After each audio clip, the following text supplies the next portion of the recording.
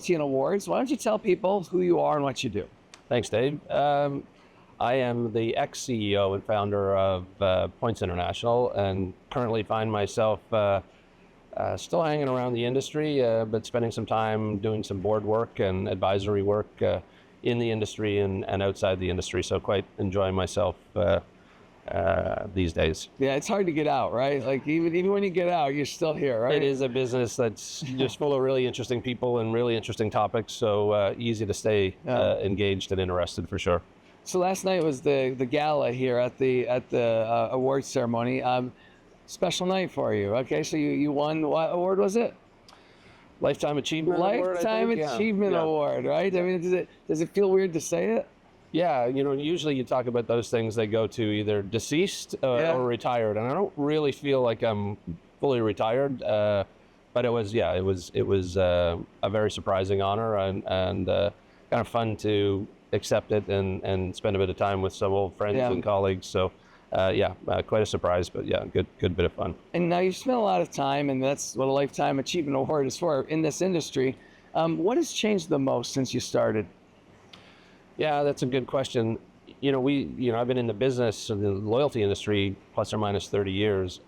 I'd say, at the end of the day, the level of sophistication in these programs and the individuals running the programs has really changed. When I was running a loyalty program, you were middle management in somewhere in the marketing organization, and kind of trying to do your thing primarily around, we were an airline, so you were trying to get bums in seats and loyalty to the parent company, and it's just changed so much over the last 30 years, where there's such substantial businesses in their own rights.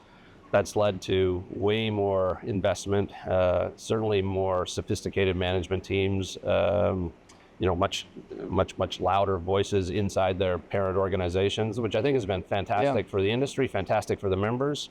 And so I think, that's just been a fundamental change. And, those things, sometimes they happen incrementally. Certainly the COVID and the pandemic was a significant catalyst for that. The investment that went into the airline sector on the backs of loyalty programs, or at least collateralized around loyalty programs, really changed the profile of the programs inside their parent companies. So, just really a C-level change, which I think makes it really exciting for the next 10 years of loyalty.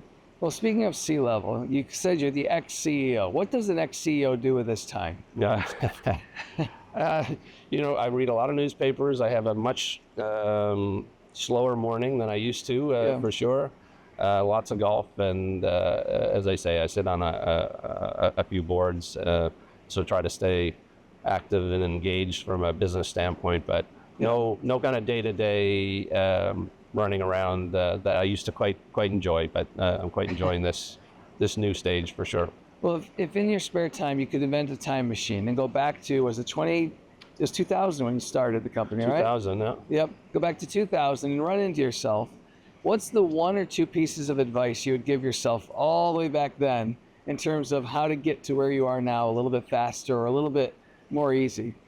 Yeah, that's a great question. I spend time with young entrepreneurs who are asking, okay, should I make the leap from, a firm to a startup? Lots of really smart people that are in this sector that, are interested at times of kind of doing their own thing.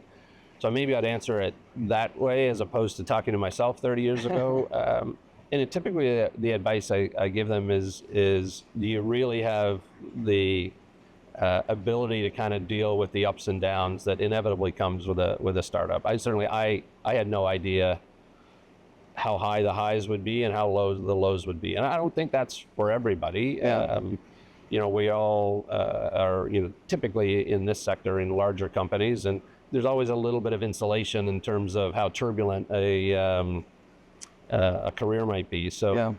I guess, so a bit of my advice usually is, just be prepared for the ups and downs. Don't kind of overreact to one or the other, but go for it. It's almost always, it's funny, very rare that I get out of those conversations with an entrepreneur who's thinking about doing something different. And I got you. Don't say, go for it, because generally if they're excited and passionate and willing to put in the work,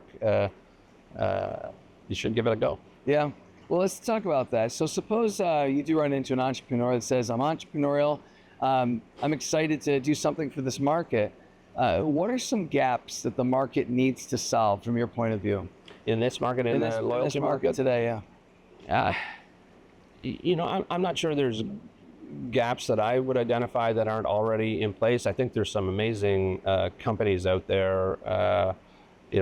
Speaking to one of the winners last night, that it does feel like over 30 years, you saw some ebbs and flows in terms of when there was willingness to kind of hear about new ideas, or when there was capital being injected to fund new ideas. It does feel like we're in that stage again, where there's more kind of younger, new innovation, in the last couple of years than there probably was. The last time I felt like there was this kind of innovation was maybe 8 to 10 years ago.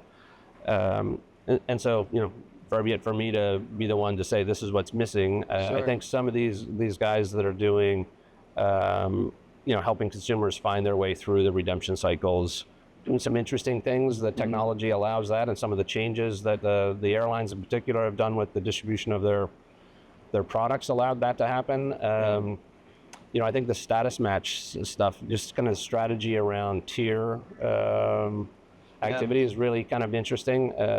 You would think that would be pretty core to an airline or a hotel program, but you get some really smart folks that can help speed things up, and with technology that maybe makes it a little easier to execute.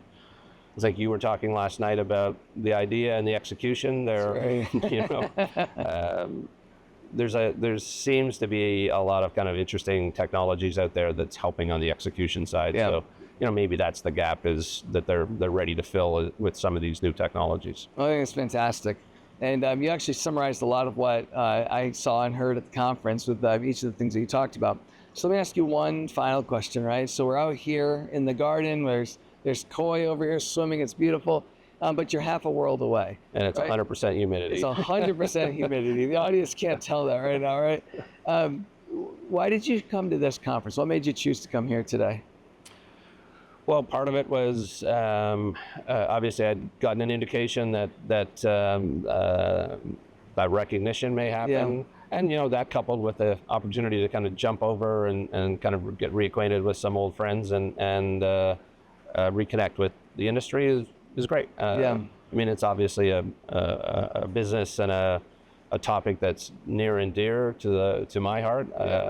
So, it was an opportunity to maybe get a little more hands-on again, because I haven't really, after 30 years of coming to these conferences, I think 2022 was the last time I had attended. So oh my, okay, it was a good chance to reconnect. And again, as I said last night on the stage, with so many first-timers, you did a good job on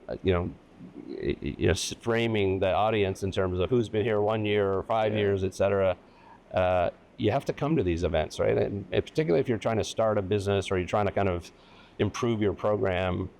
I'm not so convinced that every presentation is the content that's going to change your business strategy, but the networking and the ability to meet with smart people and kind of share some ideas that may or may not be on the stage, but we're more likely to be, over dinner or at a cocktail reception. That's pretty hard to replicate. So I think so too. Yeah, I mean, I always encourage people to come to these events, so I should be doing it myself, right? Excellent. Well, thank you, Rob. I really appreciate your time. It's been great talking with you. Great. Thanks, David. Thank you. I know.